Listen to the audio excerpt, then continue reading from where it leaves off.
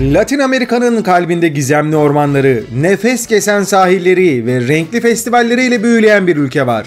Kolombiya. Kafanızda sadece kahve ve Pablo Escobar mı canlanıyor? O zaman bu video Kolombiya hakkında bildiklerinizi alt üst edecek. Kültürü, doğası, tarihi ve eğlenceli detaylarıyla dolu 80 ilginç bilgi sizi bekliyor. Hazırsanız bu büyüleyici ülkenin gizemli sokaklarına, sıcak insanlarına ve şaşırtıcı gerçeklerine birlikte bakalım. Ülkenin adı efsanevi kaşif Christoph Kolomb'dan geliyor. Kolombiya 5 ülkeyle kara sınırlarını paylaşıyor. Panama, Ekvador, Peru, Brezilya ve Venezuela. Kafeine boğulmuş bu ülkeye dans etmeyi çok seviyor. Kolombiya'nın altın kuralı. Eğer müzik duyuyorsanız hareket etmeye, dans etmeye başlayın. Kolombiya'da müzik de gümbür gümbür. Dünyaca ünlü pop şarkıcısı Shakira Kolombiya'dan geliyor. Henüz 4 yaşındayken ilk şiirini yazmış ve bu şiir daha sonra bir şarkıya dönüşmüş. Şöhret dünyasına dans ederek giren Shakira birçok ödül kazandı ve dünya çapında başarılı bir sanatçı. Çoğu çocuk oyununun teması olan El Dorado aslında antik Kolombiya'da efsanevi bir şehir. Efsaneye göre bir kral bir denizaltı tanrısını yatıştırmak için üzerine altın tozu püskürtüyor ve ardından altın bir tekneden göle atlıyor. Ünlü kahve zinciri Starbucks'ın Latin Amerika'daki 1. şubesi de Kolombiya'nın Medellin kentinde açılmış. Kolombiya dünyada mega çeşitliliğe sahip 17 ülkeden biri. Avustralya, Brezilya, Çin, Kolombiya, Demokratik Kongo Cumhuriyeti, Ekvador, Hindistan, Endonezya, Madagaskar, Malezya, Meksika, Papua Yeni Gine, Peru, Filipinler, Güney Afrika, Amerika Birleşik Devletleri ve Venezuela. Kolombiya'da radyo ve devlet televizyonunun her gün sabah 6 ve akşam 6'da ulusal marşı çalması zorunlu. Amazon yağmur ormanlarının neredeyse %60'ı Brezilya'da, %13'ü Peru'da ve %10'u Kolombiya'da bulunuyor. Cano Cristales, 5 renk nehri veya sıvı gökkuşağı. Kolombiya'da Serranía de la Macarena eyaletinde bulunan bir nehir. Bu nehrin yatağı Temmuz sonundan başlayarak Kasım ayına kadar sarı, yeşil, mavi, siyah ve özellikle kırmızı renk arasında değişiyor. Kahve sadece Kolombiya'ya özgü bir şey değil. Buna rağmen 2015 yılında diğer ülkelere 840 bin ton kahve göndermişler. Bu rakam günümüze geldiğimizde 900 bin ton civarında. İspanyolca konuşan ikinci en büyük nüfusa sahip olan Kolombiya, aynı zamanda Güney Amerika'ya açılan kapı olarak da adlandırılıyor. Arkeologlar insanların Kolombiya'ya yaklaşık 20 bin yıl önce yerleştiğini tahmin ediyorlar. Kolombiya'da yaş da çok önemli bir faktör. Yaşlandıkça sesiniz daha güçlü çıkmaya başlıyor. Bu tropik ülkede yaşlara büyük bir saygı duyuluyor ve aile büyüklerine hürmet ediliyor. Kolombiyalılarla ilgili tembel bir toplum oldukları söyleniyor. Ama ben cümleyi şöyle değiştirmek istiyorum. Tembel demeyelim de eğlenceyi seven diyelim. 18 ulusal tatil ile en çok ulusal tatil yapan ülkeler listesinde 2. sıradalar. Bunu kimin geçebileceğini merak mı ediyorsunuz? Listede ilk sırada da 21 ulusal tatili olan Hindistan var. Kolombiya'nın başkenti Bogota sokak sanatçılarının mekanı. Hükümet grafitiye hoşgörü göstermekle kalmayıp sokak sanatını da teşvik ediyor ve sponsorluk yapıyorlar. Kolombiya dünyanın en büyük tiyatro festivali olan Ibero-Americana'ya da ev sahipliği yapıyor. Sanatseverler için mükemmel bir etkinlik. Kolombiya bir eğlence, şenlik yeri. Salsa geçit törenleri, çiçek geçit törenleri, karnavallar ve daha fazlasını düzenleyerek tatilleri seviyorlar. Sürekli eğlence dolu bir yer. İlginç bir bilgi daha gelsin. Her 5 kelebek türünden biri de Kolombiya'da bulunuyor. Kolombiya'da kahvaltı yapacaksanız kahvaltı için en popüler seçenek changua. Basitçe az pişmiş yumurtalı bir süt çorbası diyebiliriz. Evet süt çorbası. Doğru duydunuz. Ülkede kahve içmek peynirin de işin içine dahil olduğu bir olay. Nasıl diyeceksiniz? Burada insanlar bilinmeyen tuhaf bir nedenden ötürü kahvelerini içmeyi bitirdikten sonra içine tuzlu peynir blokları koyuyorlar ve kahveye batırılmış peynirin o lapa kıvamındaki parçalarını yiyorlar. Kahve çok önemli. Bunu hepimiz anlamış olduk ve su gibi yudumlanıyor. Kolombiyalı çocuklara güzel bir kahve milkshake verilirken yaşları büyüdükçe koyu kahveye doğru geçiş yapıyorlar. Yulaf ezmesi bir kahvaltılık gevrek olarak değil de aynı zamanda bir meyve suyu malzemesi. Evet, Kolombiyalılar kelimenin tam anlamıyla yulaf ezmesi suyu olan avena'yı içmeye de bayılıyorlar. Muhtemelen birçoğumuzun Netflix'te izlediği en iyi dizilerden bir tanesi Narcos. Narcos dizisini ve gerçek hikayeyi de hatırlayacaksınız. O dönemler günde 15 ton ham yasaklı madde her gün ABD'ye gönderiliyormuş. Ki bu maddelerin imparatoru, kralı olarak bilinen Pablo Escobar, Kolombiya'da doğan ve büyüyen biri. En parlak döneminde haftalık 420 milyon dolar gelir elde etmiş ve bu rakam Fortune 500 listesinde yer alan tüm şirketlerin CEO'larının aylık maaşlarının toplamından daha fazla. Pablo Escobar o kadar zengindi ki hakkındaki suçların düşürülmesi için Kolombiya'nın ulusal borcunu ödemeyi ve 10 milyar dolar teklif etti. Nobel ödüllü ve devrimci Fidel Castro'nun en yakın arkadaşı olan Gabriel García Márquez de Kolombiyalı. Tarihte en çok satılan İspanyolca roman olan Kolera Günlerinde Aşk'ın da yazarı. Cartagena'da ahşap kapıların üzerinde kolonyal dönemin önemli sosyal statüsünü taşıyan çarpıcı kapı tokmakları var. Surlarla çevrili tarihi şehir hayvan biçimli kapı tokmaklarıyla dolu. Mesela balık şehrinde olanlar denizcilerin ve deniz tüccarlarının evlerini işaretliyor. Aslan şeklindeki tokmaklarsa askeri birliklerdeki askerler için. Kertenkele şeklindeki tokmaklarsa aristokrasi simgeliyor. Kolombiya'nın kronolojik tarihçesine baktığınızda aslında Yeni Granada genel valiliği olarak başladılar. Kısa süre sonra parçalandılar, Kolombiya Cumhuriyeti haline geldiler. Yine de Nueva Granada ve ardından Kolombiya Birleşik Devletleri olarak da bölündüler. Ama nihayet 1886'da Kolombiya Cumhuriyeti kuruldu ve bu büyüklükteki bir ülke için çok fazla badire atlattılar. Kolombiya hükümeti kıyılarına yakın denizin altında 2 milyar dolarlık bir İspanyol gemi enkazı buldu. İlk etapta İspanya uluslararası bir anlaşmazlıkla parayı geri talep etti. Fakat para Kolombiya'nın oldu.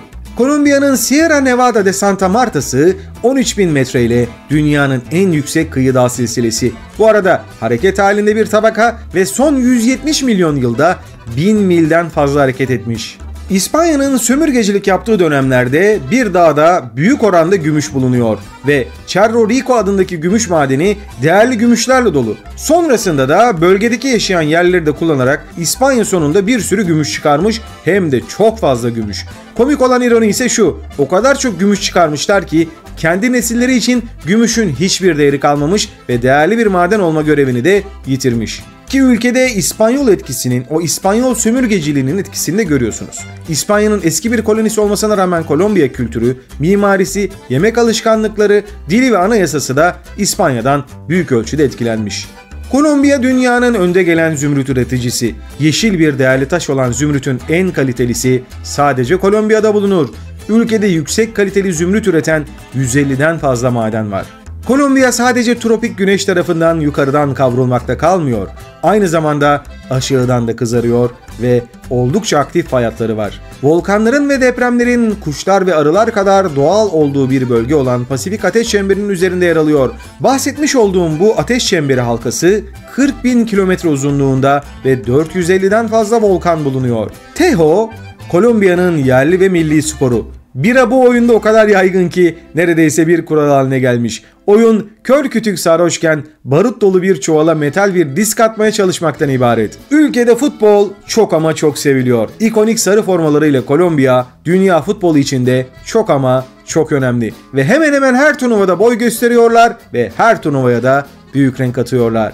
Aynı zamanda ülke halkının çok ama çok dert yandığı bir konu da var. Özellikle İngilizce telaffuz yapanlarla ilgili.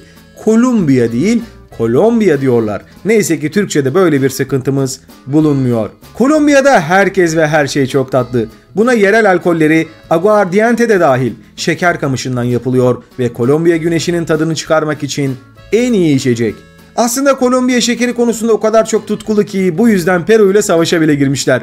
Leticia Savaşı olarak bilinen 8 aylık savaş, şeker ticaretindeki bir anlaşmazlık nedeniyle başlamış. Kolombiya, Avrupa yerleşimlerinin olmadığı dönemlere kadar uzanan Kolombiya öncesi arkeolojik alanlara da ev sahipliği yapıyor. İspanyollar Güney Amerika'yı fethetmeye geldiklerinde getirdikleri yabancı Avrupalı hastalıklar herhangi bir savaştan önce bile yerli halkın çoğunu öldürmüş. Ülkenin ekonomik boyutundan da bahsedecek olursak, Kolombiya ekonomisi temel olarak muz, çiçek, şeker, kahve gibi tarımsal ihracata dayanıyor. Buna ek olarak tekstil, kimyasallar, hazır giyim ve metal ürünleri de işin içerisine dahil oluyor. Ülke, Brezilya ve Vietnam'dan sonra dünyanın en büyük 3. kahve ihracatçısı. Kolombiya, tıp, biyoloji, jeoloji, fizik, matematik, antropoloji ve psikoloji alanlarında da çok önemli gelişmelere katkıda bulunan bir ülke. Çok değerli insanlar çıkarmışlar. Kolombiya, yabancı yatırım ve dış ticaret sayesinde ülkeye büyük fayda sağlayan bir serbest piyasa ekonomisini uyguluyor. Ülkenin resmi dili ise tabii ki İspanyolca. Amazon havzasında yaşayan bazı nüfuslar dışında tüm Kolombiyalılar İspanyolca konuşuyorlar. Bu İspanya'nın kendisinden bile daha yüksek bir oran. Francisco Miranda adındaki bir Venezuelalı 1806 yılında ulusal bayrağı tasarlamış. Kolombiya bayrağının kırmızı ve sarı renkleri İspanyol bayrağından uyarlanmıştır ve mavi şerit Kolombiya ülkesini İspanya'dan ayıran okyanusu sembolize etmektedir. Akbaba özgürlüğünün yanı sıra egemenliği, sarı ülkenin doğal zenginliklerini, kırmızı ise bağımsızlık savaşına dökülen kanı simgeliyor. Kolombiya birçok bölgesel kültürden de oluşuyor. Kolombiya'daki yerli grupların birçoğu İspanyol kültürel etkilerini benimsemişler. Ülkenin mimarisi 17. yüzyıldan kalma İspanyol sömürge kökenlerini yansıtıyor. Bölgedeki pek çok şehirde Kastilya ve Mağribi mimarisinin izleri görülebilir. Kolombiya hiyerarşik bir toplum olarak kabul ediliyor ve insanlar konumlarına ve yaşlarına göre saygı görüyorlar. Ülkede birçok kilisedeki detaylara bakarsanız İspanya'daki Orta Çağ ve Rönesans dönemlerini de yansıtıldığını göreceksiniz. Kolombiya'da bir kızın 15 yaşına girmesi büyük bir olay. Ama bir erkek için sıradan bir doğum günü. Bu özel olayın bir de adı var. La Quinceañera ve bunu takip eden partinin adı da Fiesta de Quince'dir. Size Kolombiya'daki bazı hediye verme şekillerinden de bahsedeyim. Sıradan bir ziyaret için meyve veya çikolata götürebilirsiniz. Şık bir şey için ithal alkol götürebilirsiniz. Ve bir kızın 15. yaş günü kutlaması için sadece altın. Kolombiya kültüründe hediye olarak çiçekler sadece önceden gönderilmeli. Güller de çok seviliyor. Ne kadar indirim alırsanız alın, zambak ve kadife çiçeği içermediğinden emin olmanız gerekiyor. Bunlar sadece cenazeler için ayrılmış ve kültürel farklılıklara dikkat edilmesi gerek. Kolombiya'da göz teması, gözler her şeydir. Kolombiya'da yaşayan insanlar el sıkışırken gözlerinizin içine bakarlar. Aynı zamanda tanışırken ve ayrılırken her iki eli de sıkmak nezaket olarak kabul ediliyor. Bir erkek ayrıca bir kadının elinin uzatmasını beklemek zorunda. Kolombiya'da görücü usulü evlilikler artık çok yaygın değil ancak ülke sakinleri kendi sınıflarından biriyle evlenmeye teşvik ediliyor. Erkekler ve kadınlar diledikleri kişiyle çıkmakta özgürler. Çiftlerin birçoğu da evlenmeden önce en az bir sene ilişkilerini sürdürüyorlar. Çoğu çift Katolik kilisesinde evleniyor. Çoğu aile birimi bir anne, bir baba ve onların çocuklarından oluşuyor. Üst sınıf aileler çok çocuk sahibi olma eğilimindeler. Kolombiyalı hanelere baktığınız zaman ataerkil bir yapı görüyorsunuz. Baba tipik olarak evin reisi, kadınlar çocuklarını büyütüp eğitmenin yanı sıra tüm ev işleri sorumluluklarını da üstleniyorlar. Alt ve orta sınıf ailelerde eşler de normalde şehirde ya da tarlada çalışmak zorunda kalabiliyorlar. Kolombiya nüfusunun %95'i Roma Katolik inancına mensup. Kentli Katoliklerin %85'inden fazlası düzenli olarak ayine katılıyorlar. Sanat, Kolombiya kültürünün çok büyük bir parçası. Birçok vakıf ve özel kişi Kolombiya sanatının güçlü destekçileri. Kolombiya İspanyollar geldikten sonra okuryazarlığını geliştirmeye başlamış ve edebiyat hala güçlü bir etkiye sahip. Ant Dağları'nın yerleri 2000 yıl önce çok detaylı ve karmaşık sanat eserleri yaratmışlar. Sömürge haline geldikten sonra yerli etkilerin yerini Avrupa stilleri almış. Ülke çok çeşitli bir müzik sahnesine sahip. Vallenato, Atlantik kıyısında ortaya çıkan bir tür Kolombiya dansı ve müzik tarzıdır. Kolombiyalıların çoğunun anne ve baba soyadları vardır ve genellikle her ikisi de kullanılır. Kaba görünmemek için insanlara doğru ünvan ve soyadıyla hitap etmeniz çok ama çok önemli. Arkadaşlıklar daha yerleşik hale geldikten sonra selamlaşma daha sıcak hale geliyor. Kadınlar sağ yanaktan öpüşüyorlar ve erkekler birbirlerini kucaklayarak ve omuzlarını okşayarak sevgilerini gösteriyorlar. Parklar hemen hemen sadece İspanyol tarafından kurulmuş olan büyük kasaba ve şehirlerle sınırlı. Birçok insan bu parklarda bir araya gelerek ziyaretlerde bulunuyor ve sosyalleşmeye başlıyorlar. Çocukların evlenmeye hazır olana kadar aileleriyle birlikte yaşamaları da oldukça yaygın. Yaşlara hayat tecrübeleri ve yaşları nedeniyle de büyük bir saygı var. Aile her zaman Kolombiya kültürünün sosyal yapısının merkezinde yer alıyor.